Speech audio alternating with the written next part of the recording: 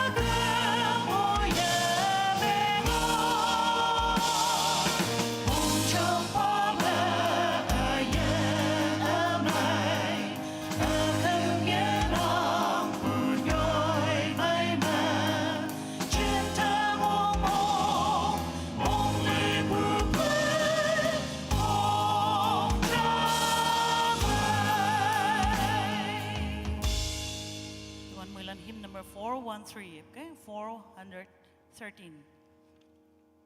Mui heman mong hem chisu eching. Tawag po namin nga mayalak po taman siya mayong yang lokal.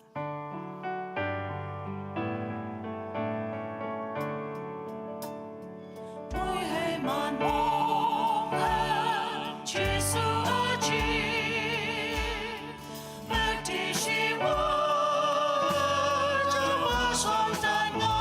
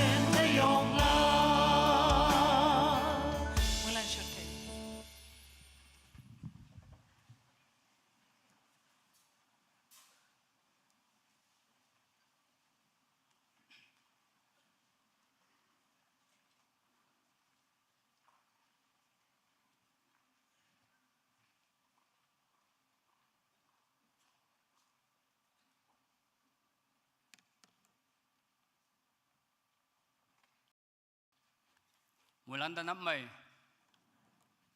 มันไปเรายุบกบูมา the worship team ลันเดอร์มุงไม่ยานังยังไงอันนี้ตัวมันไปมุงไม่บุงเอาตัวมันไปที่หาตัวยุบนกโอที่มาทำบัวตัวมันไปวอลวัดมาบุ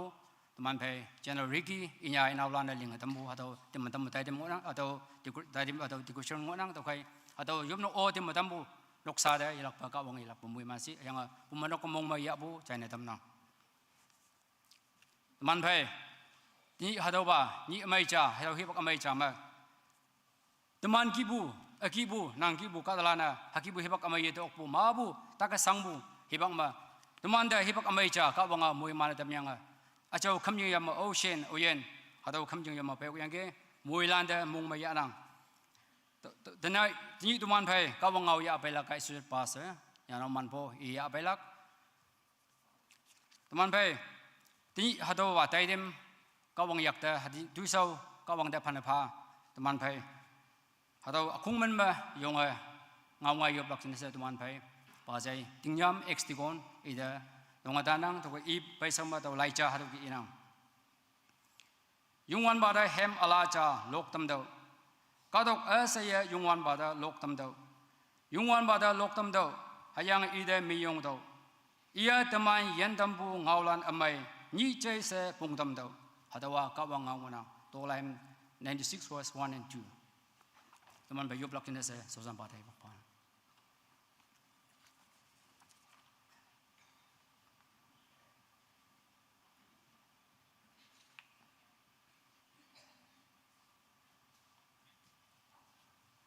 คงมันมาแต่ว่ายุบปนนกปูบายันกาวานางอาจิสุคริสต์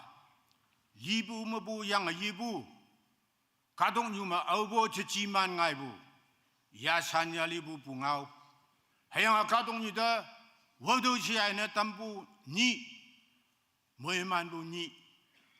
นับฮัดมาเคบิเซมคริสตันลันตุมานูองมกลักเนอายันอเมยฮิบักอเมยพาดมุจิงเนนุปวาวานังแต่มันยงปูพาบวยแต่นับฮัดมาคำจริงแต่ไปหูแต่ไปแต่ตากตินยังอ่ะยิสิกมากาตงยูเงาขมปังยังอ่ะยิสิกมาโยยยิงยิงแต่โจกปัวฮัดคำจริงแต่ยไปออกไปอเวียนงอยไปนุปวาวาอิมันจึงโนนั่งมาปู14อยู่ยบปวดให้ยังให้เท่าคำจึงเดิมมันไปวันเดอตุมันจุดได้มงจังย่อๆวงปงบังวยาบอย3 minute คนด่าเอาสินชอลักสดวันเดอตุมันจุดได้มงจังกาตุงอยู่จุดได้มงจังของขมันนะทำยังไงวังดังเขาวังดังมงปูให้ยังนั่งหายังวังมันหาออกหลังนะตุมันจุดได้มงจังนั่งติกยะยังนางอาจารย์ตั้มพาฮัดเอาคำจึงได้ยุยวงปงยุยสังสิปึกยายังไปยังนางฮัดว่านกผู้บ่าวานางของเข้มงีงนางอาดามมาตากตินบุพเพอาดามมามงสังมงแมงบุพเพอาดามานางดามันยงพลังนะอาดามมาสิญญายังลิบุพเพฮัดเอาลานของเข้มบุวงปงเถนางไลพาให้ยังนางสับชีบาตากตินบาลานฮัดเอาคำจึงที่จะไปออกไปโยนกแม่เยสิกมามูลีนกแม่เอาเย็นคริสตันลันงอยไปอุบาอิมันจึงโนเตเตวยุบปวดแต่เนบฮัดเอาคำจึงเดจะไปออกไปเย็นไม่งอยังไปเดโจกงอบาลันไปอุบากาดงอยู่อตุยูออกปูเวนตุมันไปบุมงดานางสับเสียอิมันโดนยักษ์แต่เนบฮัดเอาคำจึงมาโอมยออกไปนิยมบ่าวยังไงเช้าชันบาลานเอาสินนางอังจิงอินเดียก็ตกแต่ North East ไปบูฮัดเอานี่ฮิบักเอติเซมเติมอมลักจิงน่ะต่างไว้อิมันไปนางอมงอยะอิมันจิงหน่วยยุบป่วยตุมันตั้งแต่ยี่สิบเลยมันนี่เกไม่ยงบูสมัยลำพิมาวังดังกับวังดังสูงอายะหังชินไปตอนนั้นพัดมานางฮาลันตุมันนางชีชมชดองนางตุมันมงช่างมงแมงตุมันโตใหญ่บู tuman yok ke sang bu kong kembu kawang nang yak ta phan phanang so chung we ba we yang hado hipak ma hang chin tai tam chun tai lak noi hado li menang we pha ai ba nang sau san yuwa ya san ya li bu ayen ngau tam halang noi nang i ayen chunya i mong bu ba ki ke i ba wang dang kawang nang mong bu ke ngau lang nyau lang na nang i chun pha i ka ya hado ma sapa jambu nang halan tu mana takatin ma ye tam mong sang mong meng bu hang ki ta na to nyai bu toloi ma ye nang ma bu mohiman tawa hado kham jing bwa ya ha ala phai mong chang ala phai chu dai ala phai ya lang na sapa jambu khong ka mu ba nuk ba isu nang a chau ya ha wang dang khawang nang angan u mongo kayo sa hado yo po kambu tai tam nang yak ta phan pha ji su man ma yo pu hayang bu dolan na sai upa nang mong ai yo amen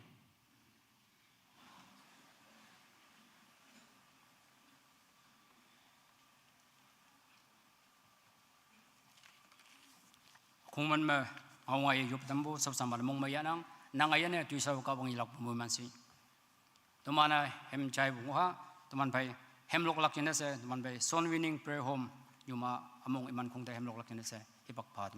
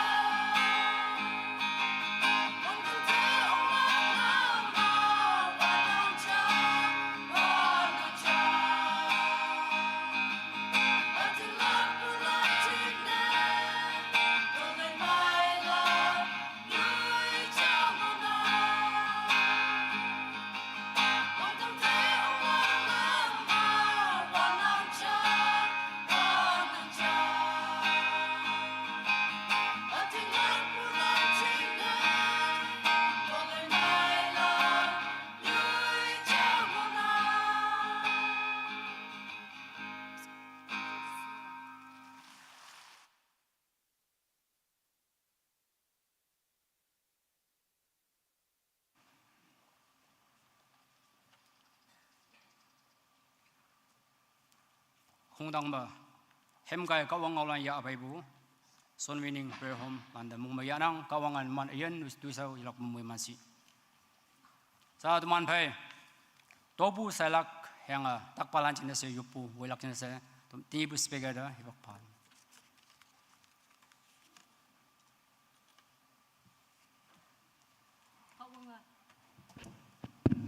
kawang temanda semelim bima ayen ma yang ayen mok nyuha ma singai ingin ma haying pilek wenglek ma semelim bima muiman yang hadau yomubu temana banyo mecha kawang de tobu pabu hadau sai siapa cawo tema yop be batawa caw lai ngau hadau kia inang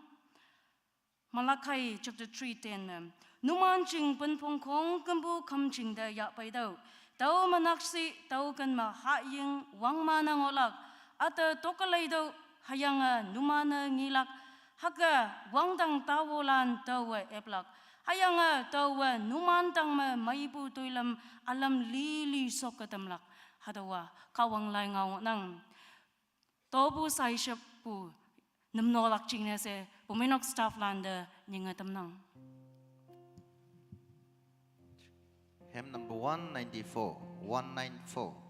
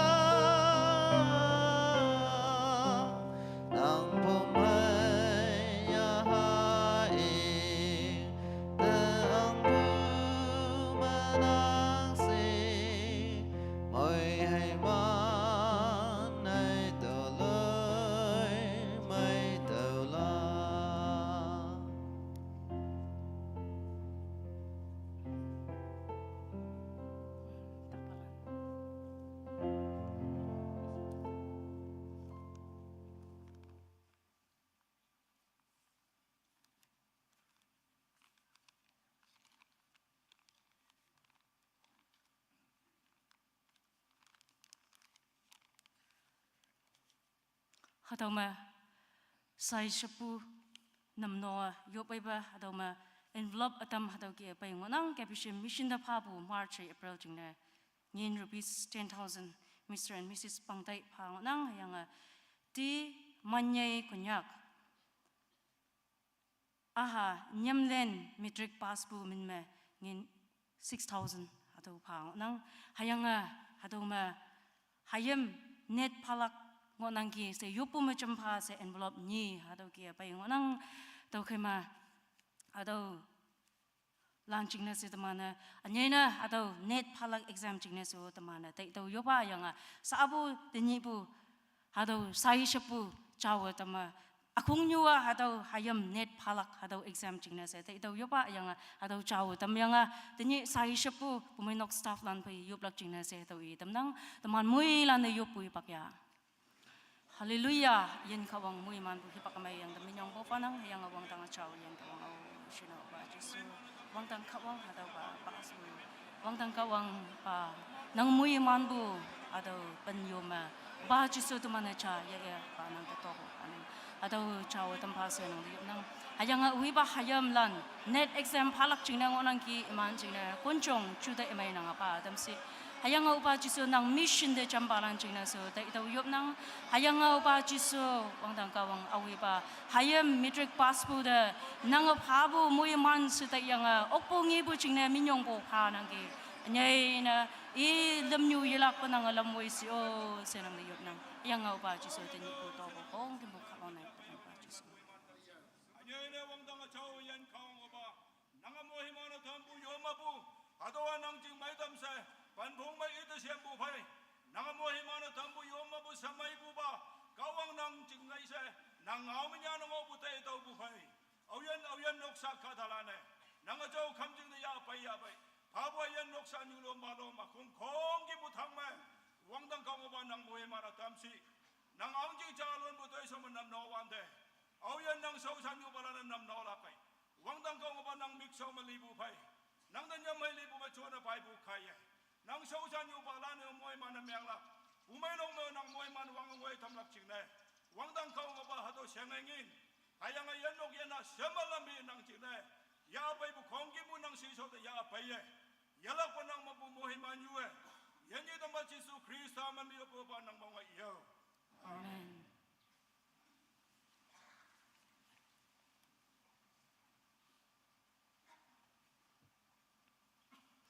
Tamana hanyu ni lep iya kawang da mai dambu yuwa yopu kaya mabu kadalan saki phabu tamane chainang hayanga mabu kadalan tak mai dambu taman mik engi painang tinio mabu kadalan takai sang bo pai yuyui lamma yuyui ma mai hayanga yahamuni ma yuyui lamma sangbalan takbalan mabu payang nang hayanga dawa tamana kawang da hitonga ai man bu ka da cha de tamana hado ya apa yang ai ling bu ka da cha de hado ling bu ka da hai tong ka manak si hado ling bu oklak mengama hayang mobile cha meng bu na mengama hado mobile la ling bu ka da dang da pai ka manak si ai hado iya laya ling bu oklak taman mai pu ma ka wang ling bu ngang to kai tamana ka wang da hado taman ma tak pu taman mangok bu taman de sang na tambu hatau taman kawang da taman lingba kawang da tongha tau chingna tawa kawang achau lai cha ilak hayanga hatau de chona yoblak chingna se taman pai reverend apu saipa de chingmai lam lenga hatau da onglak chingna se yopa tongnang tawa achau lai yengo wanda takashanga pai balan nang atinglak pu pai yonglak chingna se sakina menglak chingna se hatau numanda tonga tanang Matthew chapter 15, 29 to 31 ma. Jisoo tau ba nyoi, tau yang Galilee yang ching pau tai. Hayang I kadang cha da ong, hayang tau ma shot. Akong ayong ya fai ba, yakshuk pa, mingmau ba, ngau ak pa hayang alo kada ma I tang da pai. Hayang I yasong ma muilan angatam, hayang I iman maidam. Tau kay akong say auba ngau akpalana ngau bu yakshuk pa mai bu ya fai ba kiem bu hayang mikmau balana ngibu ngi yasan hayanga imana Israel kawang de ji lo bu pha adawa kawang lai ngau nang yuyui lama hadaw lai de lai wanda yuyui parts ma takai shangbu yakshuk palan ya phai palan yak ma phai balan hayanga mikmau balan napan balan yuyui lama yuyui parts ma takango balan jiso song de pai wanda jisu mai dambu hadaw nginang daw kai yui ting lak pu phai yui tak pu nyui de chun da hayanga dini hadaw mo buwa nanga hadaw the same sickness pai nanga like yi lak se ting lak pu pai nang kawang de ting lak daw kai taman mui lana cham se yupu hipak ya ha hallelujah hallelujah yen kawang wang tang kawang mui man bu hipak amai yen amai nang minyang ko anang yang wang tang kawang upa juso nang katalan aushina takai syang bulan ngo ya poi man ching na se tai taw yop nang wang tang kawang upa juso hadaw pai nyoi ching de sakina menga pai yong balan hayang lainya na pha balan hayang hospital matakango balan yoi nok nok sa matakango balan ang shin katalan takai syang bu ma yoi lam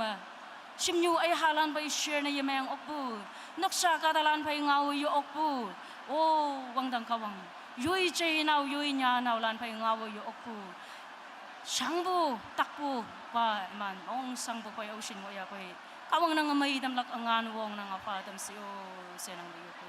oh wang tang kawang tini hadaw ba nyoi ching ma buwa same sickness pai iman la i la nang kadalan takai syanga hospital matawai nok mangin wid lai ma nang mission tu chuling lak ching na sa pai nang alam epatam si nang kadalan takpu shileng ma ngo lai ma nang social lak ching na sa kemyong lak hibak amay bai nang patam si senang yu ko pa ocean kadalan takai syanga nang wang tang kawang nang po may lak ngan nang mabusik siyo jiso Wang tang adaba kawang, ayan kawang, may tambuba kawang, nanga oh hidu tak na yitam, nanga tak hajanga kada yiling, nanga ma inang oh wujitak, oh do tak na yitam, hoboy, kada pummatak hanangai bushi.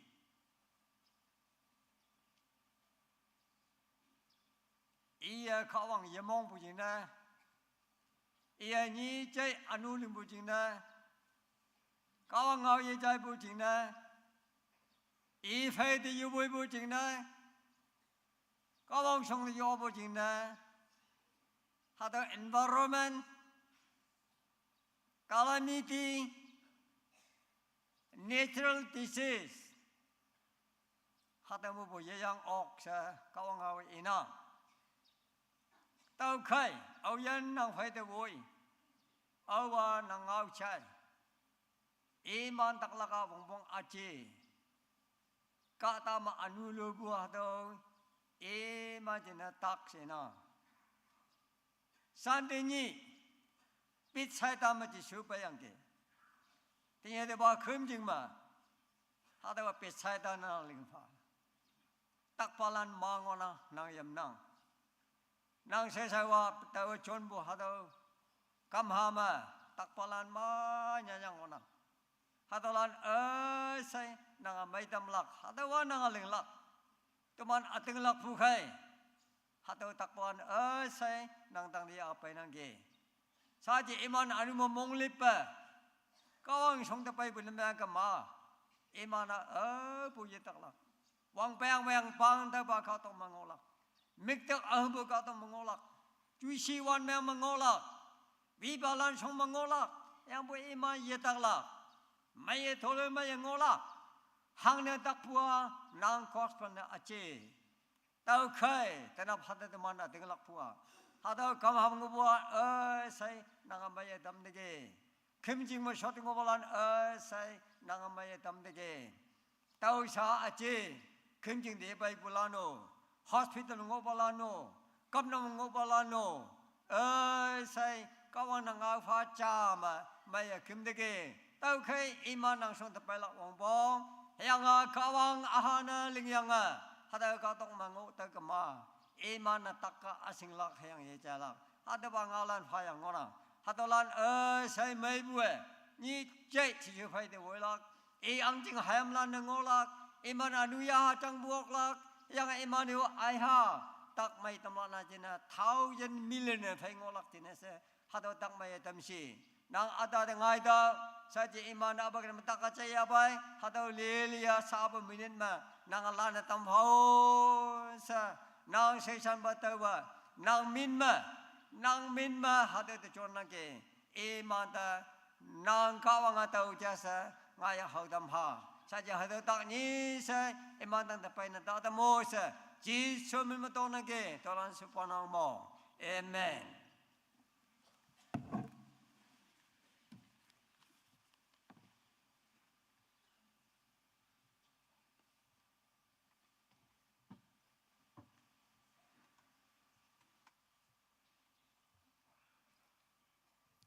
Atau dobu saibu num nobu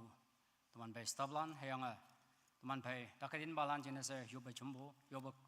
muibu teman pai reverend ba teman de ilak pa mungmaya nang kawang ilak pumui mansi teman pai ilak pa kawang ngau jai sama hem jaya teman pai hem lok lak jenis baja aton iman kong de ibak paham.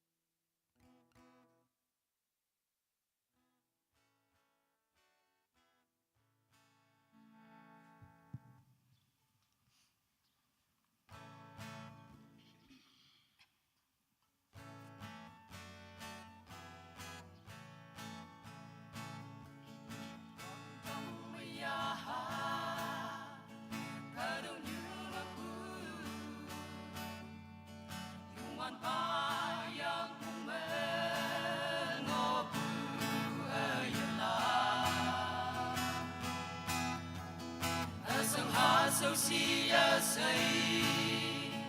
Yungan Pangina Tau kai ka dong yu Anu lemo Yungan pa ka dong yu Ngao phân bunyi Nama tu man vui ya yu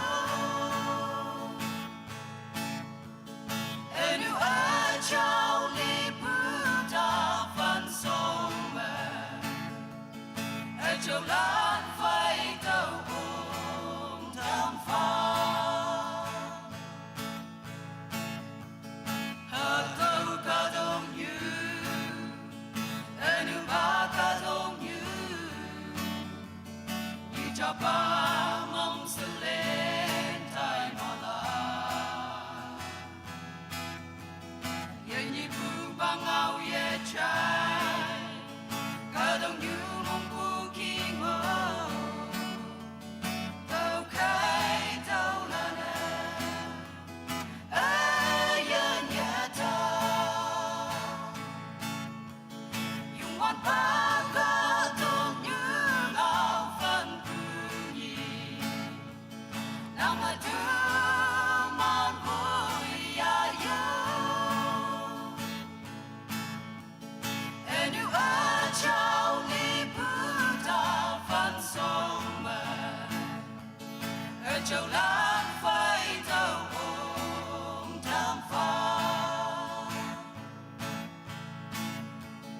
Quang ya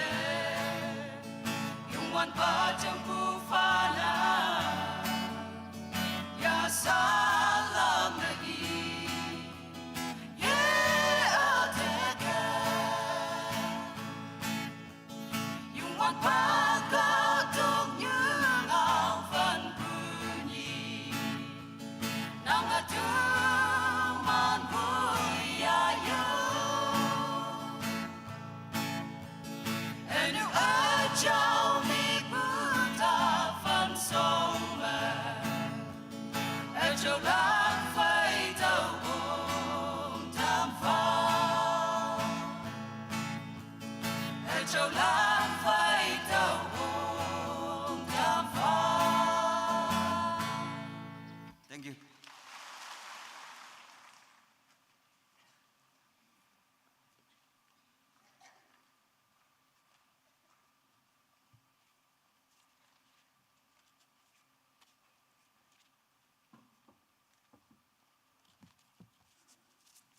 공동 mà 해명 mà ya apa ibu cho nó vợ tuấn bà già tuấn iman không thể mong mà ya năng cầu ilak bumui mà sự man phải có vang ngầu ya belak nè sẽ thì ibu speaker anh ở po man boy đâu hibak phải phật mùi lan đan nằm mấy wang sham phải ý sẽ ang bu tu nhị bu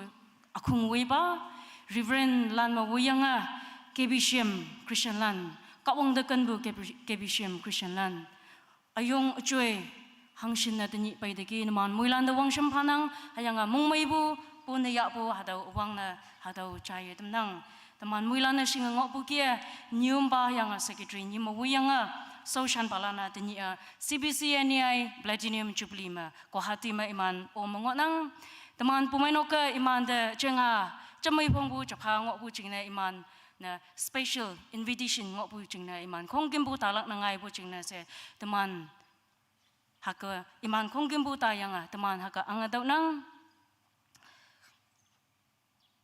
sa to ka ngau ya aman tai ba atau ma program cha atau kia sekolan na tini ya atai la atau tia ya atai la Baptist Women Union atau taitam cha ma atau kia i tampha si bu atau i tamnang Baptist Women Union Moontown Combined Fellowship Program date 27th April 2025 time 4 p.m. venue Moontown Ao Baptist Church chair lady Mrs. Che Malo Yanton speaker Miss Niloli women pastor SPCMT. Order of the service. Number 1, invocation, Mrs. K. Amongla. Number 2, opening hymn. Number 3, offering and offertory prayer, Mrs. Asongla, Associate Pastor Women, MTABC.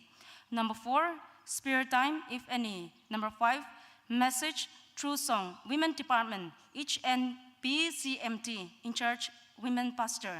Number 6, message, speaker. Number 7, closing hymn. Number 8, closing prayer mass. NP, all the sister churches are requested to attend the service. There will be a light refreshment after the service, prepared by MTABC Women Department and LPCM Women Department. Hadawa Baptist Women Lanataya Jonatai Lak Hadaw Taitam Nang. Tini teman fai tawa sok kuno bu hibak ma kawangau utam tamahan hubwa. The Book of Life ayan like tep tawa hadaw ihunang anyay na atawa teman Revelation 20:11 verses 15 dangoy po akyang nyo na tawa hadaw mapuya apay hunang tawa kawangau ya apay ba kawang dawong yuyo po ipakyakining Hallelujah wang dang achaw yan kawang sipsi mawang bu yan kawang nang naminyong po panang pa kada atama yaning yung may siyang ada napsinyilaw bula nung nang ayang biyoy kawang nang sipsi kaya ba nang halan tini nang achaw kamching nang the yupu topu hipak yalak china se nang the minyong amba yalo kalay lak china se hipak amay pa dam bu the minyong bo kanang ayang au ba chiso nang saw shanyua nang halan dang ma nang ngau tam halak china se taw yong nang mawang bo ngoy nang ayang bu ba chiso nang wong kaya hay taw nang ngau oklak nang sagi na mga oklak taw kay man nang tok pa isisyo man nang lamoy tam pao sa ada ang ngau tay lak ataw kong kimu nang mabubong yuan nazar chiso man may yupu na sa iyo pa ng mga iyo. Amen. ayan lai tep ching hado I hunang teman muilan ni cha kadong nyu anga tolak mabu kadalan yi iyong lan ang balan kadong nyu wang lembu ayong lan imano kadong nyu anga do yengge Alexander the Great, Napoleon, Hitler kadong nyu ma yong a powerful ruler powerful imana ang wang lambalan hayang Bible le Taiwan dio parau ang bagibu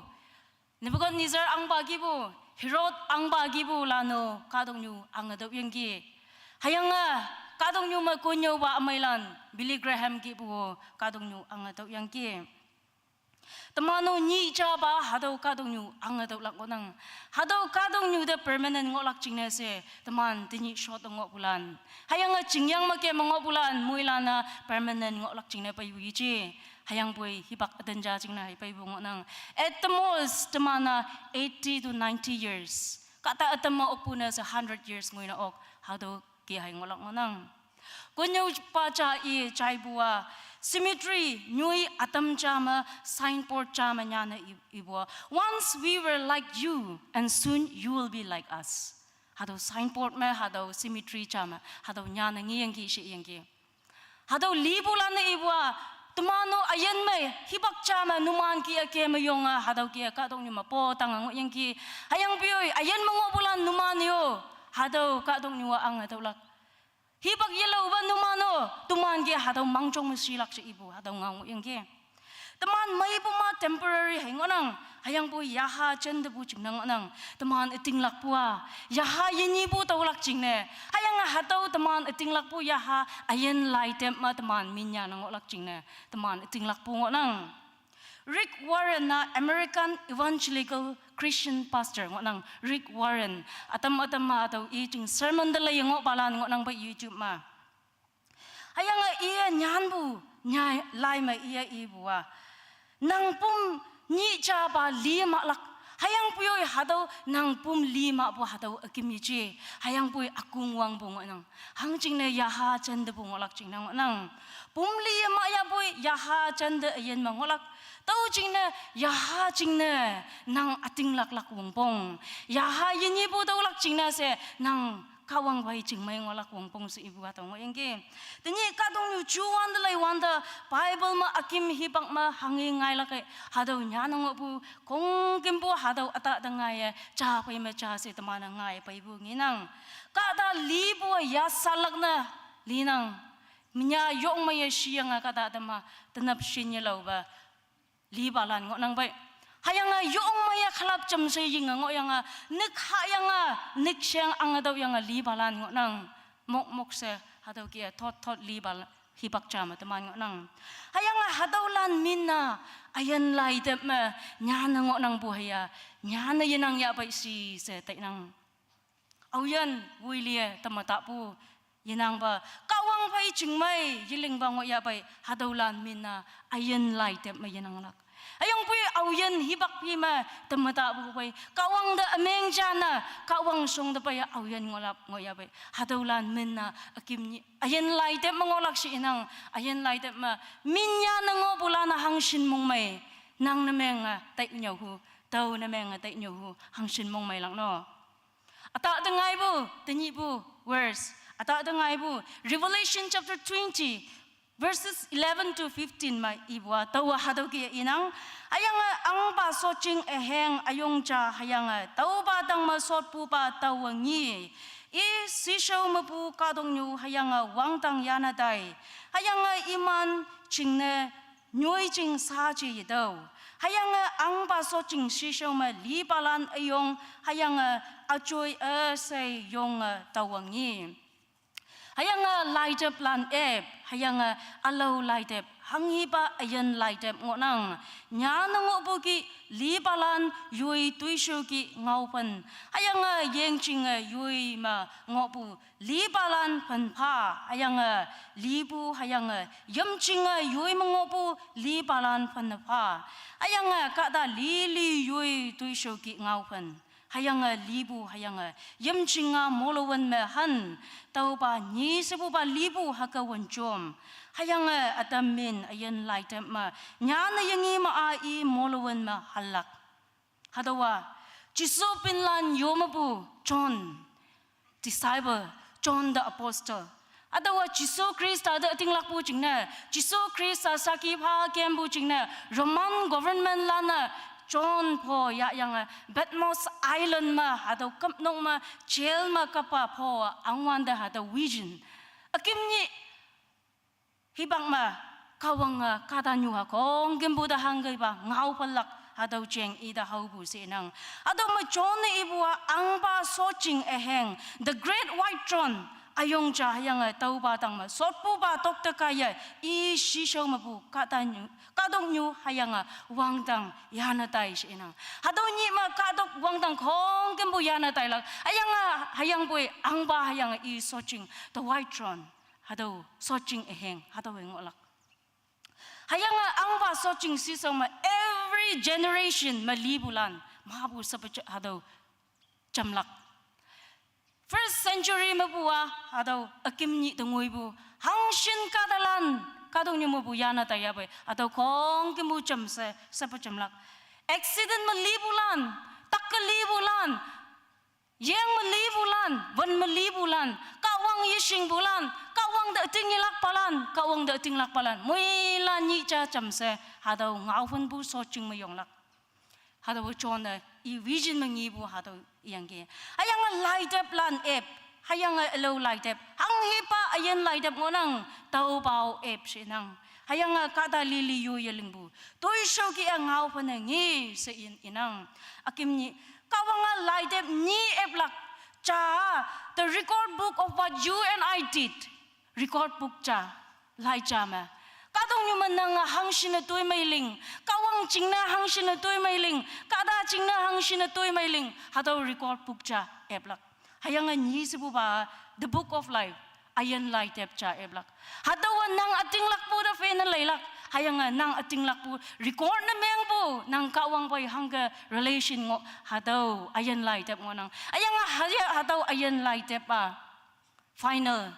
hadaw light ep akimba hayang hataw kaya hay nang wangtang ang chingoylak teman kadong nyu mangokwan da kawang chingna hangshin toiling hangshin nan pa hangshin na mapu yahalan yanatam hayang kawang chingna kada chingna hangshin toy mailing hataw record book telaya teman da church na menglak teman da ngawon bungolak se kawang ngam ingo nang Psalms tawlay hymn number 62:12 malay wanda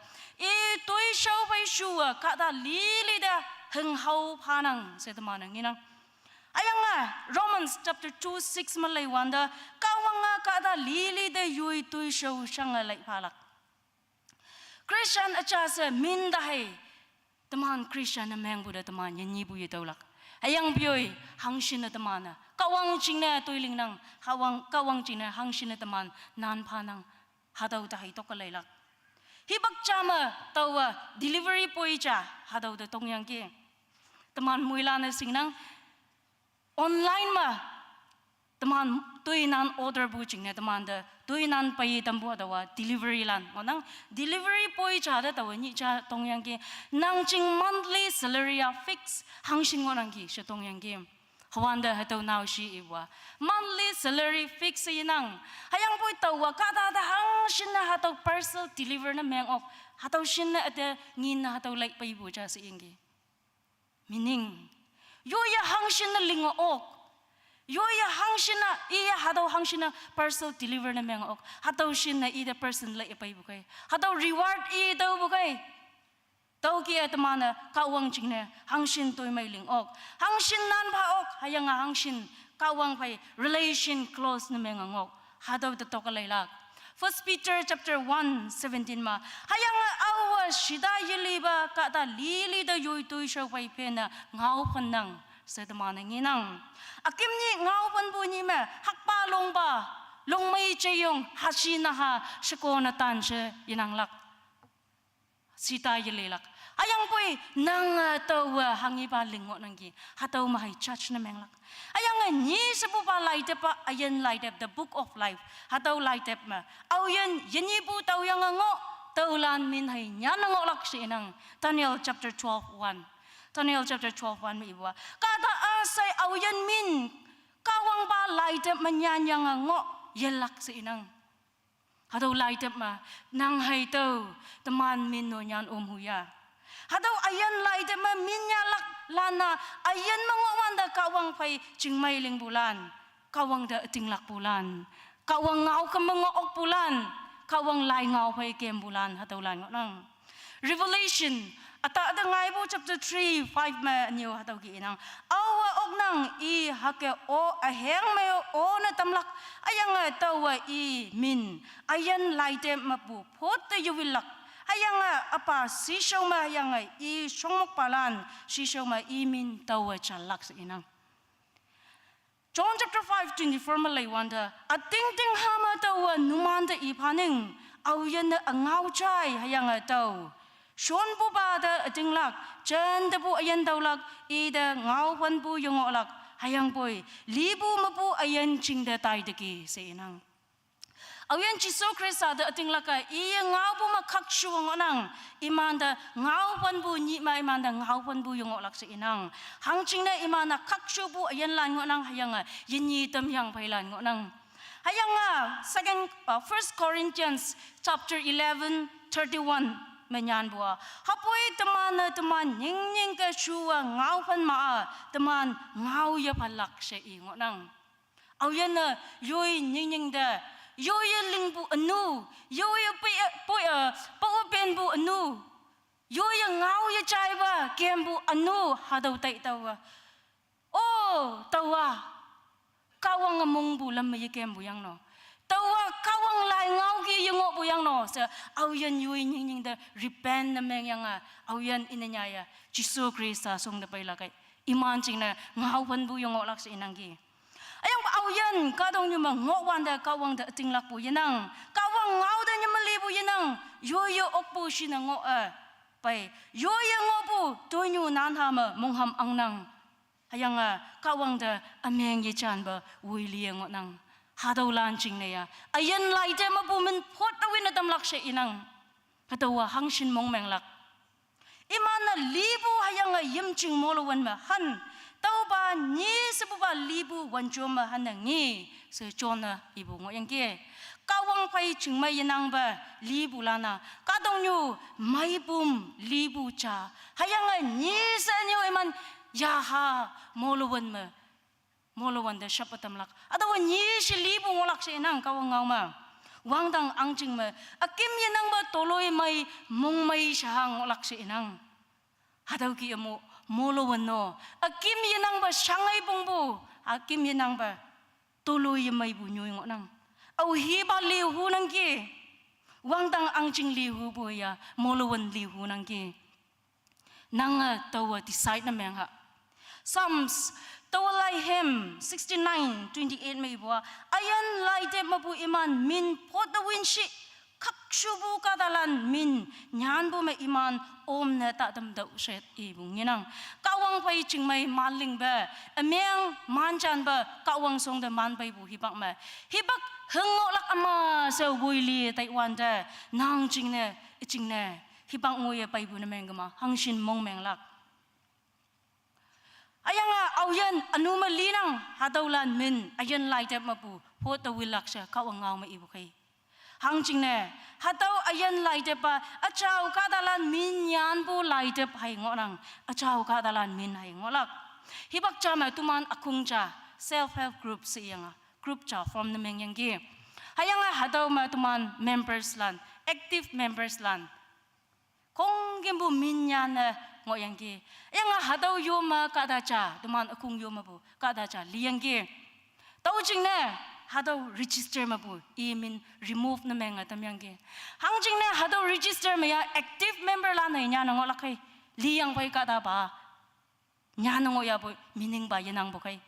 hadaw gi Jisu Krista ma active members lan min hai ayal lai te mang olak chi inang bo เอายันกวังเดอเมงยิจันรีเป็นนะยเมงยังเอายันกวังเงาเดติงยลักเอายันยูยมงบุกีงออันนู้มาฮักปานะเมงอันนู้มา enjoy นะเมงเอายันงอยาไปกาดงยมาคันจางวันไทยตมัน enjoy นะเมงนังยังบุจันเดบุฮาดาวโมลวันมาช่างลักกิมยันนังบะช่างลักสกาวงเอาไม่งอนังตมันกาดงยมาบุยันยานะไต้หวันเดกาดงยมาตมันกะปอมบุตมันมงอบุฮักใครลงบุตมันจึง name and fame ตมันมงอบุฮาดาวสิงเงินยาอายุไตลักฮาดาวคงกันบุอังฮาดาวลักตมันสู้มาปุลานโยอังฮาดาวยังกีตมันโยฮาดาวกาดงโยมาอังฮาดาวลักhayangปุยตมันเนี่ยยาอาไตลักตมันติงลักปุยยาฮาตมันจึงโซลตมันยาฮายาอาไตลักนังอากิมนี่มากาดงโยมาตมันติงลักปุยยาฟันหังกังงอนังเกมฮาดาวไปเฟนะตมันยาฮาเดตกเลยลักhayangวังดังตาดันฮาดาวเดตกเลยให้ไก่นะตำลักตมันมวยลานลีลักลีปูตาดันกายังนักชีให้ยาฮาวังดังอังจิงมวยลักนังlambulan Acts chapter 24:15 me ibwa hayang achaulan hayang anulan muini yang yilak se inang Hebrew 9:27 me ibwa hayang hangga kada cha me hai lilak tau pai me ngau phan bu pai lak kada cha moi lilak tamana cha moi lilak manang taman moilan ni cha ba lilak hayang akim ni ngau phan bu ni ma achaulan hayang anu mali bulan mui lan chama chamlak tawni yo ya ling bu tu show pai phena yo ya ting lak bu pai phena taman da tokalai lang onang kadong nyu ma bu ayen yan yang pai me ya repent na meng lak hado second chance da man da yido lak kawang pai ching mai ling laka hado kadong nyu hai ngonang kadong nyu ma mong yilap libu ta den kai bu na meng ma hado nang tawa molowan mai dam tau bu sa taman tai ha Awad mana Luke chapter 16:19 mawangalaya pai Lazarus hayang hakpa ni pungao tamana wanyang da chaya pai nang hakpa kada ni chai she long o yang iya leng bu kia iya ha hu bu kia i ngo ho bu nyoi da kong ki bu nyoi amai da kem yang hotel amai ma ha nik amai ha kong kim bu singai ngin ok bu sina i chuno yang ke hayang Lazarus minbu kada tui ha kada tau doktor i mai puma kong kimbu mangaya ngopu kada chang nang iya hak hibak leb iya hakpa nok ta fon chung ma paya hakpa hayang shaibu nikek lan i shimo lak setai hatau hakpa ta fon chung ma hibak pi ma i shot ngo yang ke hagang wanda kui halanan hoi I pumabu mada ya yangi hayang ni cha hakpa kada hi Lazarus ni kadong nyung mabu yana ta yangi imi ni cha chamsli yangi hayang pui Lazarus wangdang angching tau yangi hayang hadaw hakpa kada kadong nyung ma kawang ngau da tingyalak kawang pai chingmai yiling ngobu hadaw hakpa kada molowan maidam tau yangi hayang hadaw hakpa kata yumching ma yonga shangbu molowan ma yonga shema I tuluye mai ba shangbu sa tamanangi ongnang tauching ne Abraham da ngau yangki upa tawwan nang da yupatong buwe apa nokte Lazarus so na yishi chehe naulan ngango nang iman tau ba saushi yali bu nyoi da minda paina iman da minti si yangki molowan na yonga shangai pongbu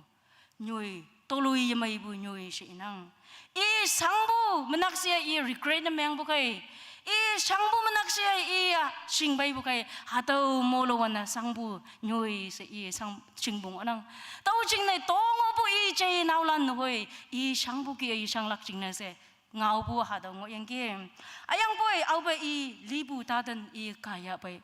ni se second chance repent na meng lak kawang da ameng chalak hataw hibak kita bukai hataw hakpa ka da ki taman hui lieng o pune chia libu tadan ka yang phai taman ching ne hibak second chance yitaw lakte Bible ma Matthew 25:41 ma lai wanda molo wana Lucifer hayang I songmok palan chakka wilak chingna lingbu hadaw molo wan ngonang sa inang ayang boy tamano ating yalak po na mengma tamano ameng ichan bu na meng kama kawang song de yepai bu na meng kama inanya ya kawang ye yam bu na meng kama temano hataw molowen ma sang na tamlak sa kawang ngam inang Acts Lambulan chapter 17 30 to 31 malay wanda lenyang pai hibang ma yishing bu hibaka kawang haka ang hayang boy saaba sayima kata asaya monglap yang sa iya ngau kyang panang hangching na iya libu kata chawa kakshubu ma kadong yu ngau panlak chingna iya nicha liyangki sa inang lenyang pai hibang maya yishing bu hibang maya pau ope na ngoya boy ameng ling ngoya boy kawang adaw ameng wina tamyangki shapshi hawa tamyangki hayang boy teni taman chinna woi liyang olak chinna yichi hangching na jisu krista liyang yang yiyang pai hangching na akimba ngau phalak hibak o pai dike kawang lai ngau ma akim hibang ma hangi ngai lak it ngo hadaw kong kimbu taman mika taman ngi painang John chapter 3 me ibua jisu wa Nicodemus te ibua ating ting hama tawa nang de ipaning I ni se ibu ma awo kawang angching yingi lakse ibu nang awen kawang angching ma tului ma ibu nyoy ma ngok hu nang ki taman ni se bu lakyang repent na meng lakyang jisu krista yam lakyang ayang ating ba ma kawang ngau pe taman ngok lakyang Rick Warren hamido ibu Rick Warren ne ibu ang balan hai akim ni chingne tamata bu yenang ba tailak si ibu mo yang ki hang chingne kadong nyu kadalan muila ni cha kadong nyu bu yana tailak kadong nyu ang atolak hatawa awhiyo skip na yemeng lak hakpalong bawo daw skip na yemeng lak toy hawa skip na yemeng lak seko natan hayang wanglam lambalan yi yonglan awyo hataw skip na yemeng taman muilan ataw situation na face na meng hataw sure ngonang ayang hataw chingne tamata bu yenang bu na meng kama hataw anga balan ay ngonang sinang tini taman na jisu krista iya bu na meng ma akimni ngau panching mayonglak tawni hangshin ameng chanya boy kawang yi chailak hangching ne yong son dai bu na ngoklak hibak amaya tini hay ngonang mansion ba damana kawang song da pailak hibak amay ngonang 2 Corinthians chapter 6 ma Paul ibua saa yahu kaibu hibak laya saa yanilak pa ni sa inang hibak amaya tani ngonang judgment ni maya book of life ma tamana hangi tuiling ngo hangi hangga ating lak ngo hataw dahay to kalaylak ngonang akimni ngaupan bunyi me book of life me nang minyan huya wangdang angjing tau bulan minyek bulan yoma wangdang angjing da onglak hibang me hadaw tafon me gen me register ebyang minyek pu me nang huya when the roll is called up yonder I'll be there sa ibu hataw pungaw cha Tui tâm yang ca tung ma pu yin yan tai wan te wang tang ma min yek wan te tu lak si ibu hadawa hema James Milton Black Sunday school teacher hadawa nyan bungo nang hayang hadawa teman Christian lana kong kimbunyo ma hadaw chona painang hadaw hem nyan bua PC semenbo hadaw suko na haja Sunday school ma absent na mengbo hadaw ma inspire na menga iye nyan bu si inang hayang akim ni ayan lightep wanda hadaw lightep ma min nyanangolak kaya nyanangolak hayang hadaw hibang ma daw omlak si ibu hadaw pa inspire na mga nyanbu si inang hanyoy napcha siko na haja PC si ibu hadaw siko na haja jingyang magema ngoyang gi si inang hawanda James Milton Black iya Sunday school teacher na mga bu jingna Sunday school da onglak jingna si ike ngoyang gi tau chingna hadaw suko na haja hadaw kia Sunday school da yapaiba kem yong bu chingna iya nango Sunday school da iten na mengkai she ngawan da hadaw na ha ai she yang Sunday school da i payang yang ki hadaw na ha broken family mo bu ngonang she nang i pa yu chok pa noksa me nyu pa hibak pi me ti bu chingna tului mai bu hayang yujok pan noksa na meng bu jingna haing mayang haing bu yinang nimo yinang hadaw iman yong sang bu hadaw noksa chang onang sa inang chokom mok bu haing bu hayang tila bu noksa hanggang ngok lakai hadawa teman muilan na singnang hadaw sakona ha ying amaya ha nimo wangoya maya yin bu jingnai ima pneumonia tak ngo yang gi shenang napcha Sunday school class mai James Milton Blacker attendance ya minye kwanda alaulan kong kimbungo ayang boy kata cha absent na menga ngo yang gi hadaw PC hadaw sakona ngo yang gi tau jingne yam inok the Taiwan da hadaw na ha few days back ni atam lenyang ke ili yang pai ma pneumonia tak pai ili yang ngo yang gi i yo nga mong datak ni cha hadaw kia wangdang ang jing mai ka da atam absent na meng bu na meng kama hangshin mong meng lak ayan like dep epa minya kwanda hadaw hibang ma tawo present na meng lak tawo om lak sa i hope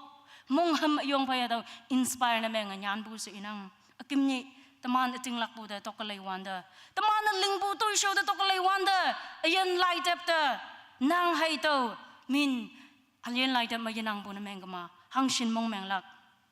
ayan lai de ma minya kwanda nang min yanang kama amin yanang kama hangshin mong meng lak teman kadong nyu mong wanda koloni ma pumai nok ma jing ma toy atam cha philak nang ngo kama hadaw ma lis min yanang bu na meng kama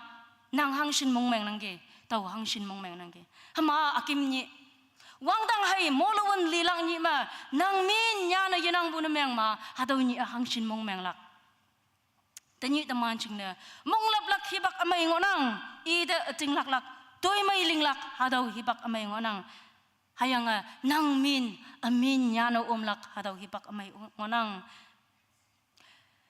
tawni kadong yu minyong ngampai akim ni ma minyong ngampai taman ngobu Shimalampi, Hakai Longbu, wealth and property, toy hainan, shingaingin, name and fame, ang ngawong bong name yumeng lak. Hayang boy, koshin cha hay, ngaw cha hay tong lak. Nang kadong yung mga wanda nang Jisu Krista pay hanggang wapu sa hataw cha hay tong lak. John chapter 10, 9 ibwa, Jisu ibwa, tau tatan atam tau kayo ong maa yalak sa inang. Wangdang ang jing da ong lak lama Jisu Krista sa ngo nang awa singbu taya shibua ngau pan bunyi akim ni menaksi hai laulak lanong no ok tau khai taman muilan ayan lai dep ep minye kwanda nang minno omlak jing na se hayang minno omlak jing na se taman kadong nyu mapu yan na man Taiwan da kawang da ting lak pu ma kawang pai jing mai ling yang taman muilan ngo hao se taw hatu tamahan tamnang muilan da kawang moi man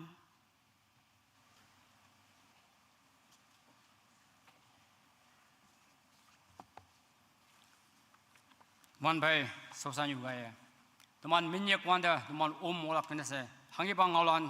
kawang ngau mana nyau tam ya bai hadawa nyu chung ma cha bu sa yi chi amo taw taman mongchang ma chen da ngau se taw ho chan na tam nang taman bai hadaw hemboi lak na se worship tim lan hem ibu 220 hada ep tan man da taw yopum omlak taman doi de ma yoblak ngau mek cha ni taw hadaw inang Jama CBCNEI Platinum Jubilee Taidem Tatabu Taman Bay Reverend Pastor Wuyang Tabu Sasamalan Jingna Nishi Wama Hungsai Pumaruk Revival Kemma Speaker na Taman Bay Pajay Tundau Hayanga Taman Bay Pajay Heart Fellowship Associate Pastor Hayanga Counselor Lan Imanta Yang Unang Hayanga Limsu Wama Tangyu Pumaruk Youth Ministry Revival Ma Ongbu Taman Bay Youth worship team lan ngonang tau khai iman tia akim ma taidem ngolak tau khai imanu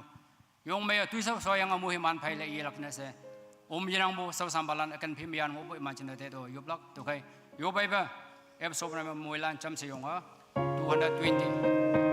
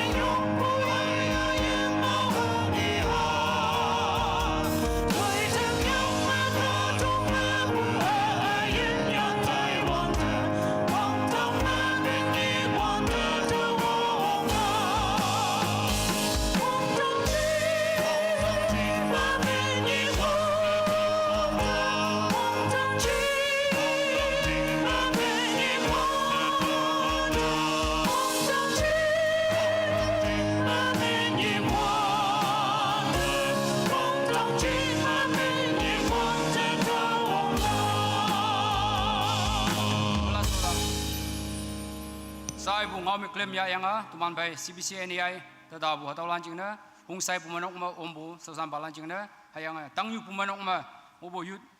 ministry revival camp hadam ombu worship team lan jingna sai tuman hayang ati hada ba taidim yong mai so dam jingna kawang da mi yong pha malan jam se yu ba yu ba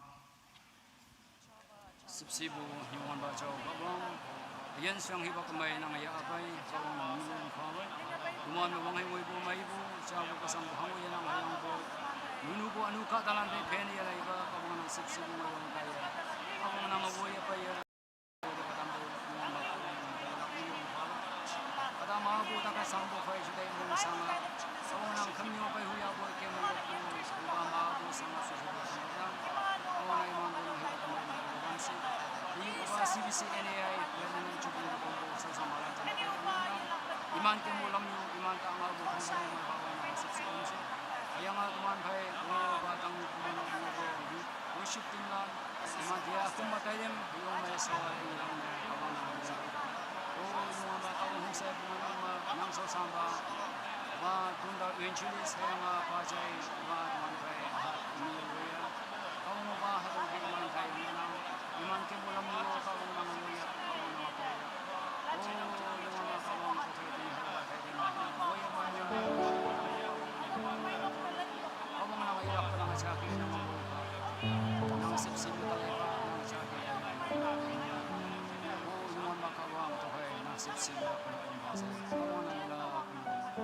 Oh, yung wan ba coba yan kawang nang sipsi kay yung wan ba kawang ato ba tayem yung maya uba nang suwa damo jine ngap miyong babay jam subu kresan kadalan yung wan ba kawang pehu ya boy takidina sangaw sibu kaya yepe okpo ocean yan mo na boy ibano ngui ka hipang mo ba hipak amay chamay imano hata ba chow nyujing da paya nang ngau cha ulang na sa yung wan ba kawang iman pumle budo nang may tambo nang fadam si tini uba uyena uba ocean nang sau sanyu nyo lay tambo uyena hato jayangge hada ba nyujing mo cha ja bu sai chi tuman jude mong chang mo chen da hada ngau anga dam pha hada ga tuman mo he man phai tuman yan dai ni ni se nang cho khami ya mo tuman se ba chim man nge nang sep si tuman pumle pe nang yom ong pha se dai dem mai so dam chen mi yong pha ya na dai ba wang dang ka wang na mi yong pha yu pe ba do la na sai nang mo nga yo